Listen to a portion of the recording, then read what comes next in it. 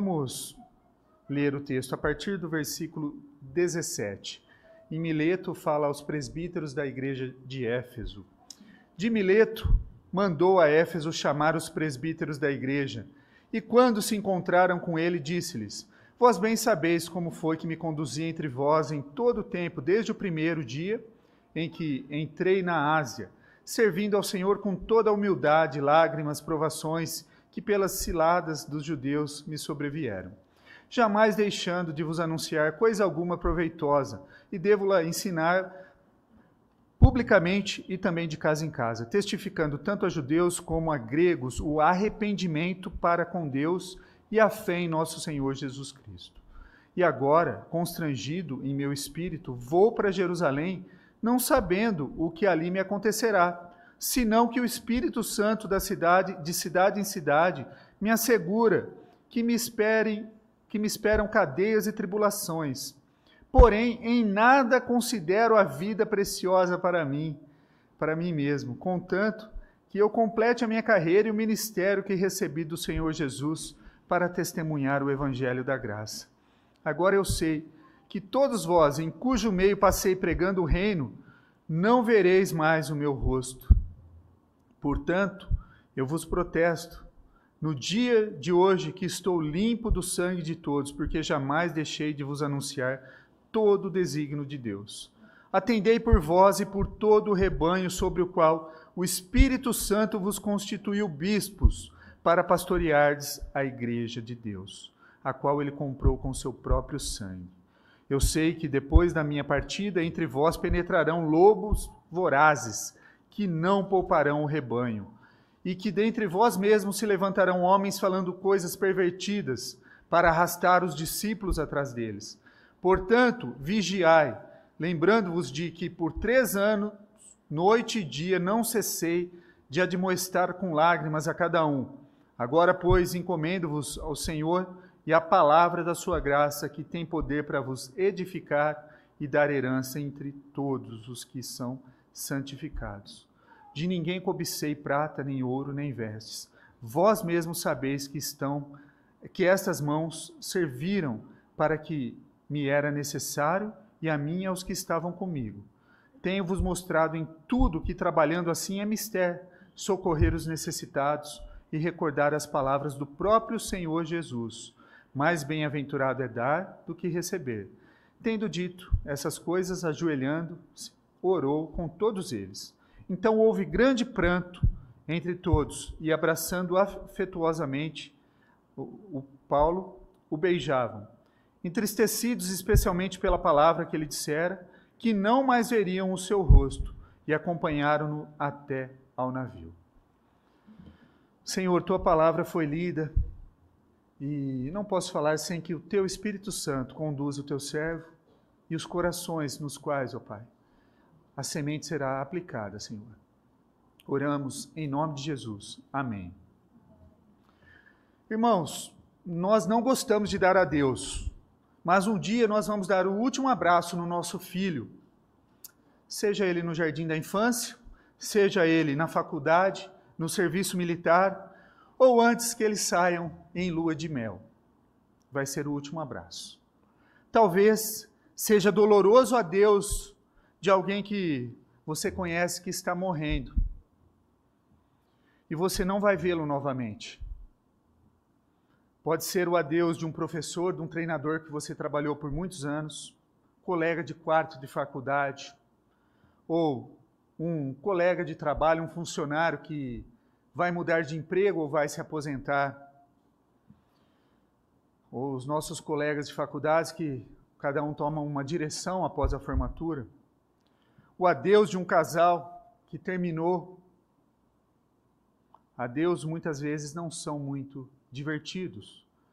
Nessa segunda parte do capítulo 20 de Atos dos Apóstolos, nós temos Paulo se despedindo dos seus amigos, os presbíteros.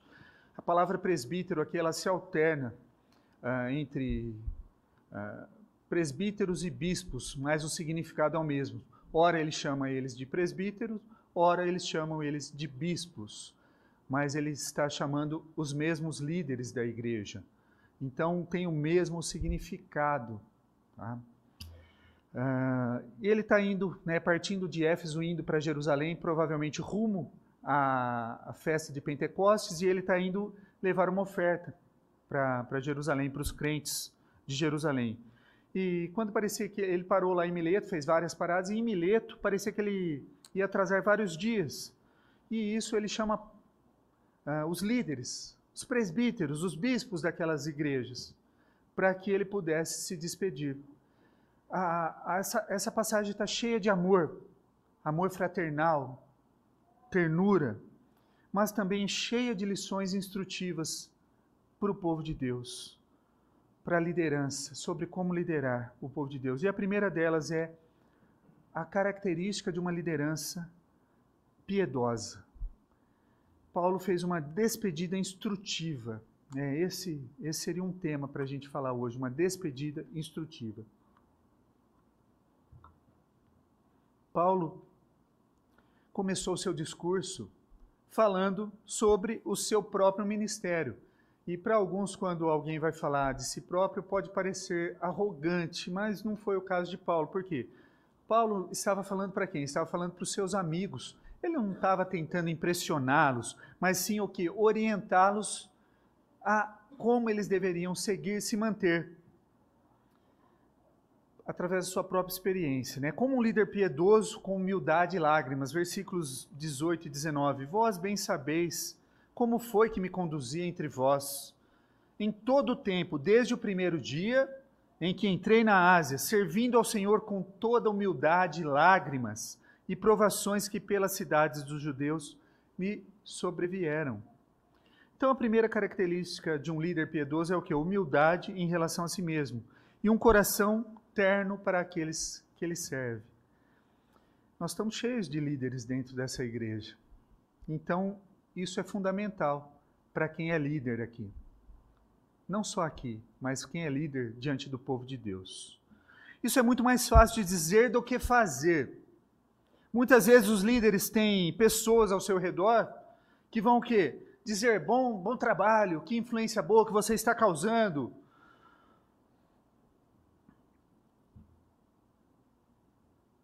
E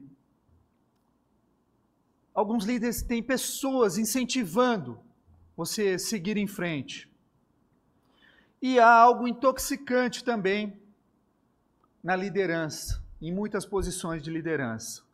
Então não é difícil também você encontrar o quê? Um líder arrogante. Por quê? Porque pode subir para a cabeça. Ele pode achar que ele é melhor que outras pessoas. Paulo era diferente, ele nunca esqueceu de onde ele veio, ele entendeu que a liderança que ele exercia, embora fosse difícil, era um privilégio, Ele nunca esquece, além da graça de Deus, que ele teria perdido para sempre. Paulo era um servo grato, e não como uma celebridade popular. Eu estava passando, encontrei um irmão, né, em frente à casa dele, andando a pé, e esse irmão veio fazer vários questionamentos, né? Não é difícil? Como é que está sendo? Como que você lida com tantos problemas de tanta gente? É o que o Paulo falou, é um privilégio que não foi dado para todas as pessoas. O pastoreio, a liderança de uma igreja. Um privilégio para poucos. Não significa que isso faz do pastor melhor que qualquer um de vocês que estão assentados hoje aqui. Paulo disse também que serviu com lágrimas. Acredito que suas lágrimas deviam ser lágrimas de compaixão com aqueles que estavam perdidos. Isso é, eu entendo isso. Eu entendo a dor de uma mãe que tem um filho que se desviou da igreja. Eu imagino Paulo sofrendo em oração por aqueles que estavam perdidos ou fora da fé. Um líder piedoso, do tipo que toda a igreja deseja, é a pessoa que serve o quê? Grata, com gratidão no coração. Liderança entre o povo de Deus não é um trabalho, ela é um chamado. Ela é um chamado e não um trabalho. Não é uma obrigação, como o apóstolo Paulo disse, é um privilégio. Há uma diferença entre ser um líder e ter o quê? Autoridade. Um líder, ele descreve a diferença. Um chefe, um autoritário, ele dirige os seus homens.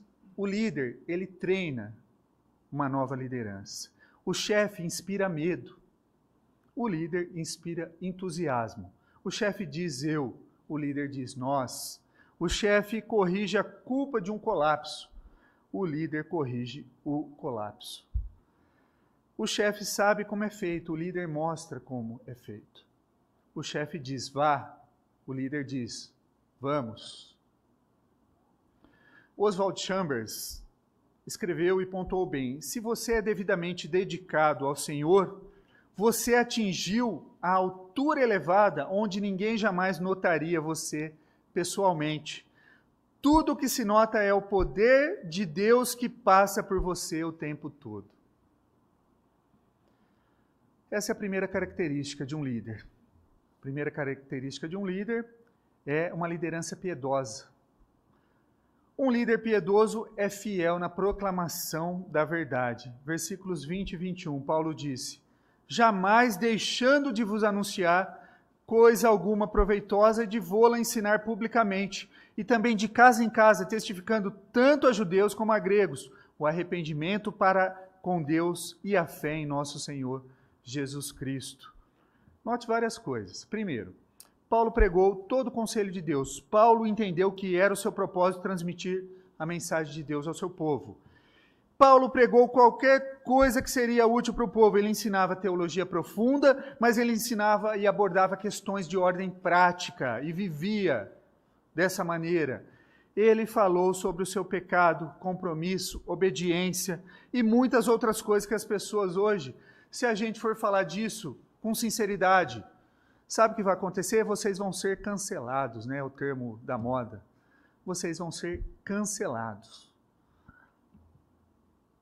Paulo entendeu que algumas pessoas não vão se interessar por uma igreja que fala sobre sacrifício, compromisso, disciplina.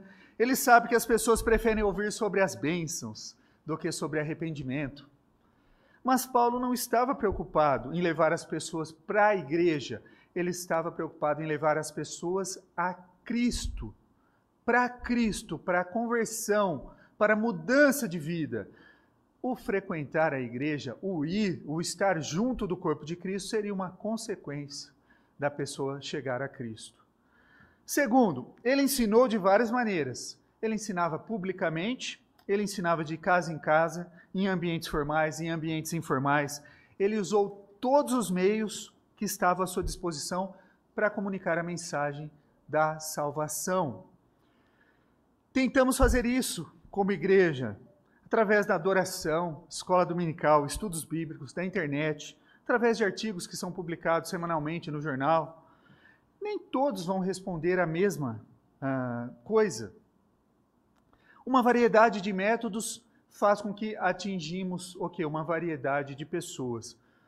Terceiro, ele ensinou uma variedade de pessoas, porque Paulo pregou o evangelho aos judeus e aos gentios. Pessoas completamente diferentes, vindo de lugares diferentes.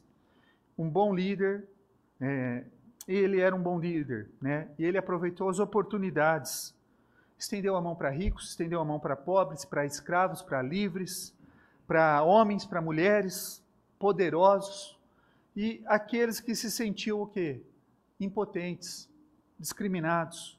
Um líder piedoso sabe que pessoas perdidas importam para Deus, independente de quem sejam, de onde vieram, para onde vão. Em quarto lugar, ele tinha o quê? Uma mensagem simples. Paulo não ficava complicando. Ele não era simplista, mas a sua mensagem era simples, né? Paulo disse ao povo que eles devem o quê? Recorrer ao arrependimento. Ele era enfático na sua mensagem. Você precisa reconhecer os seus pecados e se arrepender. Ter fé. Fé em quem? Em Jesus Cristo. Paulo queria que as pessoas soubessem que o pecado precisaria ser abandonado da sua vida e você deveria assumir um compromisso de fé, de confiança no Senhor e Salvador Jesus Cristo. Paulo não prega visando obter multidões. Paulo queria que as pessoas confiassem em Jesus e seguissem a Jesus. Terceira lição que nós podemos tirar desse texto que nós lemos: um verdadeiro servo está disposto a suportar dificuldades. Versículos 22 e 24. E agora, constrangido em meu espírito, vou para Jerusalém, não sabendo que ali me acontecerá, senão que o Espírito Santo, de cidade em cidade, me assegura que me esperam cadeias e tribulações. Porém, em nada considero a vida preciosa para mim mesmo, contanto que eu complete a minha carreira e o ministério que recebi do Senhor Jesus, para testemunhar o Evangelho da graça de Deus. Aqui está mais uma atitude que você não vê todos os dias. A maioria de nós fazemos a pergunta: quando nos pedem para servir, nós queremos saber o quê? O que eu tenho que fazer? Ou, em vez disso, deveríamos perguntar: como eu posso contribuir com a igreja, com o ministério? Focamos no custo pessoal, e queremos saber: o que há aí para nós? O que será que tem de bom aí para mim fazer na igreja? O que vai ser prazeroso para mim? Paulo se concentrou no ganho eterno. Paulo estava disposto a sacrificar sua vida, se fosse necessário. Alguns pastores servem por dinheiro, É só você ligar a sua televisão que você vai ver claramente alguns pastores que estão mais preocupados com dinheiro do que com a salvação de pessoas. Aqui, graças a Deus, na Igreja Presbiteriana, que é uma federação de igrejas, pastor não mexe com dinheiro. Pastor não põe mão de dinheiro. Tem um conselho administrativo para isso. Pastor recebe um salário como um trabalhador. Mas a maioria dos pastores não servem pelo dinheiro. Se quiséssemos ganhar dinheiro, aliás, até o intuito, que assim nós temos recomendados aos seminaristas, aos novos que têm ido para a igreja, e assim foi comigo quando eu fui, é que eles façam uma faculdade antes, que eles vão estudar, que eles tenham uma profissão, para que confirmem de fato o chamado de Deus. Por quê? Há oportunidades para ganhar dinheiro na indústria, há oportunidades para ganhar dinheiro na rede privada, dando palestra, servindo, montando um negócio. Há meios para se ganhar dinheiro, não na igreja. Para servir o Senhor verdadeiramente, precisamos olhar o quê? Os tesouros do céu, não as coisas aqui da terra. Alguns, em vez de servir a Deus com paixão e sacrifício, servem quando é mais conveniente. E aqui não falo só de pastores, falo da liderança como um todo da igreja. Acreditamos na mensagem cristã, entendemos a importância da mensagem do Evangelho. Queremos servir e, infelizmente, não temos tempo. Muitos têm respondido isso. Não tenho tempo, pastor. Eu estou tão atarefado, estou com tanta coisa para fazer, não tenho tempo. Se você fizesse uma lista de coisas, as coisas mais importantes na sua vida, onde que estaria Deus na sua vida? Você pode dizer: servir a Cristo é a coisa mais importante da minha vida, pastor. Essa é a resposta correta. Mas será que é a resposta honesta? Será que ela é honesta? Onde se classifica em comparação com seus filhos? Se você tivesse que escolher entre o seu filho ou uma oportunidade de servir a Deus, se você tivesse, qual que você escolheria? Seu namorado, sua namorada, ou seu hobby favorito? Se você tivesse que escolher servir o Senhor ou assistir uma grande final, uma final de uma corrida, ou fazer algo com seus amigos, quem que ganharia a escolha? Seu trabalho, se você tivesse que escolher entre a adoração e o trabalho, qual que ganha? Diante do sono, Nós falamos sobre o sono no domingo passado. Quando você está cansado, manhã gostosa como essa fez, para dormir, manhã fresquinha, o que você faz? Você tira uma soneca ou você levanta e vai para a escola bíblica dominical? Quais são suas escolhas? Paulo sempre escolheu servir ao Senhor e nós nem sempre. Eu não estou tentando te fazer ficar mal ou se sentir mal com isso. Só quero que você veja a verdade. Nós gostamos de dizer que amamos a Deus de todo o nosso coração, quando na realidade nós não amamos a Deus de todo o nosso coração. Vivemos em uma sociedade cada vez menos piedosa.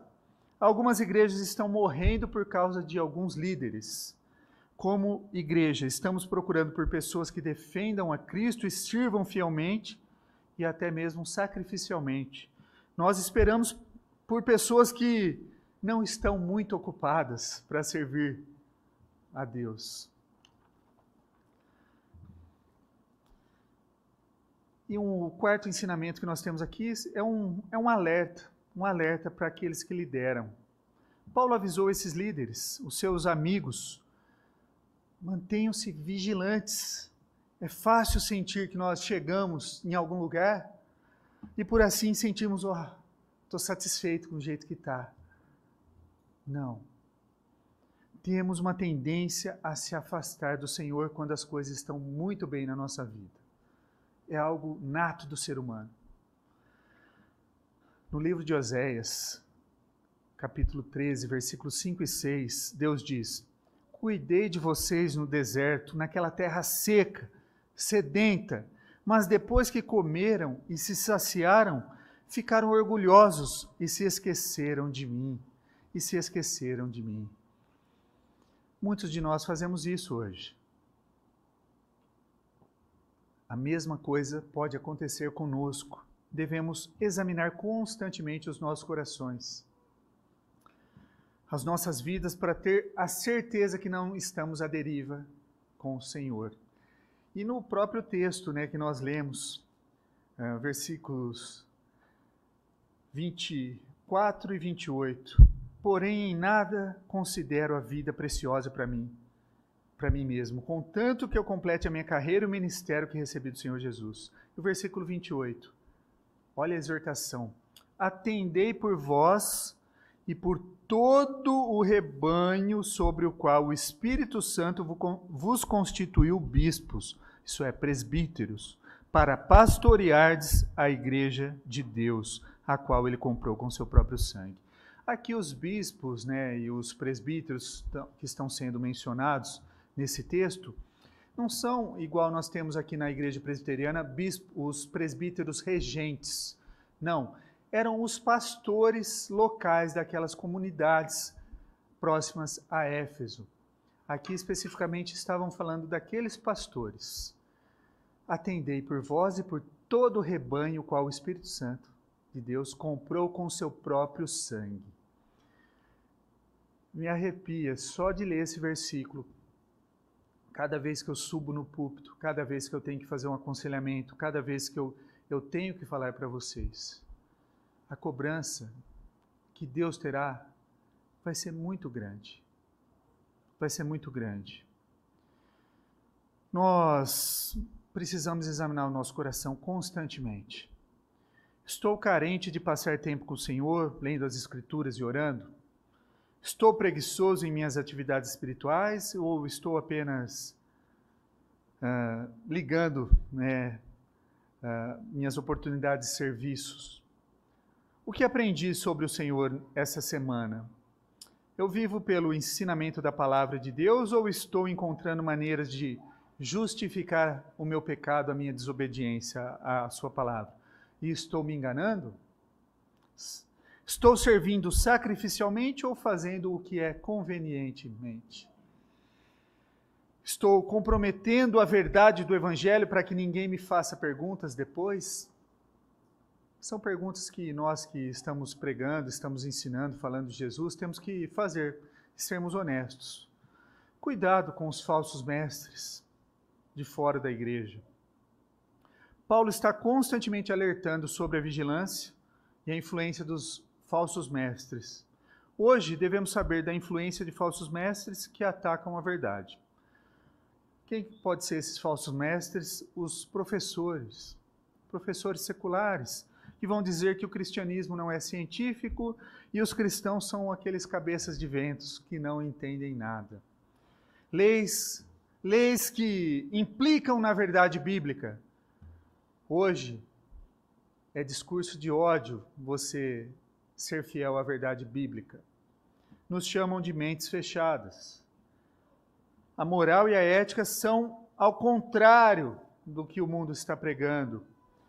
Irrealistas, ultrapassadas nos dias de hoje. O ensino de outras religiões aos nossos filhos sob o pretexto de uma educação ou informação. O ataque ao cristianismo ele é real. Ele é real. Devemos manter uma base firme. Por quê? Porque se nós não tivermos com a nossa base firme, isso gradualmente vai o quê? Corroer a nossa estrutura. E nós vamos o quê? Ser destruídos. A nossa fé, se não estiver bem alicerçada, ela vai cair. Nós não podemos nos manter firmes na fé sem fazer nada. Não tem como. Então, o que eu preciso fazer? Entrar na batalha. Não tem como. Cuidado com aqueles que corrompem de dentro da igreja. Paulo é realista, ele sabe que alguns dos maiores perigos para a igreja estão na própria igreja. Há aqueles que enfatizam a bondade sobre a graça de Deus. Há aqueles que querem controlar ao invés de seguir o Espírito e a palavra. Há aqueles que criticam ao invés de servir. Há aqueles que lutam com as armas do mundo, poder, coerção, em vez da arma do reino, amor, oração e a graça. E há aqueles que se concentram no material, no palpável, no dinheiro, ao invés de se concentrar no espiritual. Essas coisas podem vir de dentro da igreja. Não estou dizendo que há aqui, mas podem surgir. E é um aviso sóbrio. Nós precisamos o quê? Olhar para Cristo, olhar para o Senhor. Medir as coisas não pelo que nós fizemos no passado, não pelas experiências que nós tivemos, ou que os outros estão tendo, ou fazendo, ou pelo que nós gostaríamos de fazer. As nossas experiências, as nossas vidas devem ser medidas pela palavra de Deus, devem ser avaliadas pela palavra de Deus. As nossas decisões, as nossas direções, a palavra de Deus e uma oração sincera. Só a palavra de Deus é âncora, que não vai deixar o quê? Nós à deriva. Finalizando, irmãos,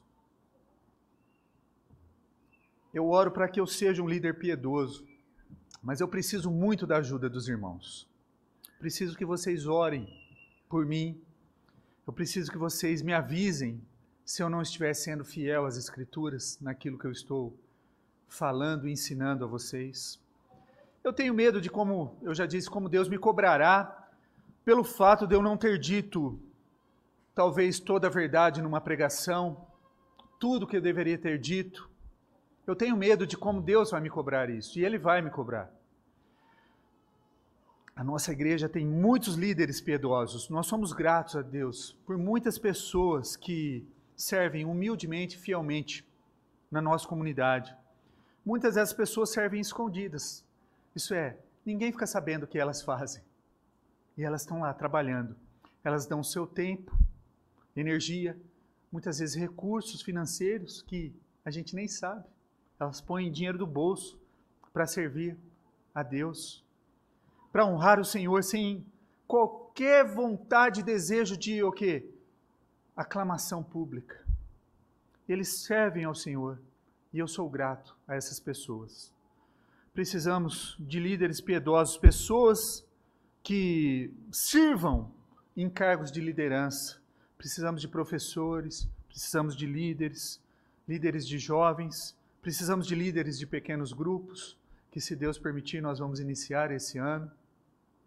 Precisamos de pessoas que liderem o caminho para minimizar o quê?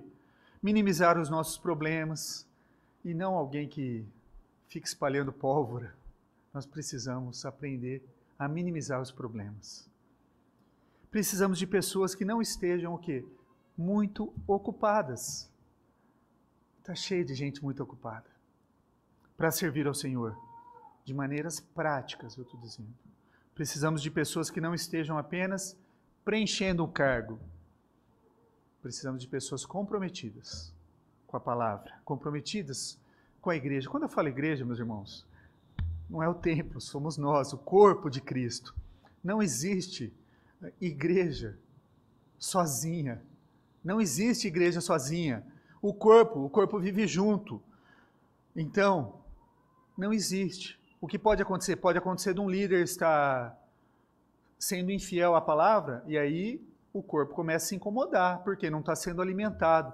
E aí você vai o quê? Sair daquela parte daquele corpo. Mas não existe o desigrejado que nós temos visto aí muito crescer. Os desigrejados estão se organizando como se fosse uma igreja. Nós temos um canal tal hora em tal lugar. Vamos nos reunir ali para participar. Isso é igreja. Não existe igreja separada. O corpo de Cristo é junto. Nós somos o corpo de Cristo. Nós sofremos quando alguém sofre. Nós choramos quando alguém chora. E nós nos alegramos quando alguém se alegra. Pelo menos deveria ser assim. Precisamos de pessoas que digam, aqui estou, o que eu posso fazer? Precisamos de pessoas que arregaçam as mangas e se envolvam no trabalho. Então a questão é, o que Deus quer que eu faça? Como resultado dessa mensagem? Talvez Ele esteja te chamando apenas para você reavaliar suas prioridades na vida. Talvez você precise examinar o que realmente é mais importante para você. Talvez Ele esteja apenas te cutucando para dar seu tempo para atender o que? A necessidade na comunidade que você está inserido. Quando eu falo igreja, não é o templo, é na comunidade. Talvez Ele esteja chamando você para mudar uma atitude, mudar de postura no local que você está. Mudança de postura. Seja lá o que Deus está te chamando para fazer. Eu encorajo você a fazer o que Ele pede. Nós precisamos de você. Algum dia você terá que dizer adeus, a um amigo, a um ente querido, ou a este mundo. Um dia vai ser o nosso último abraço. Um dia vai ser o nosso último oi. Um dia nós vamos nos despedir. Era isso que estava acontecendo aqui com Paulo. E Paulo, quando ele se ajoelhou para orar, os presbíteros prantearam, o abraçaram, beijavam. Um dia vai ser dito um adeus. Nós precisamos refletir sobre isso. Isso tem que estar... Vai ser a última vez que nós vamos ver aquela pessoa. A última vez que nós vamos falar com aquela pessoa. E se você quiser ser capaz de fazer sem arrependimento, você precisa começar hoje, agora. Que Deus nos abençoe, meus irmãos, e a glória seja dada somente a Ele.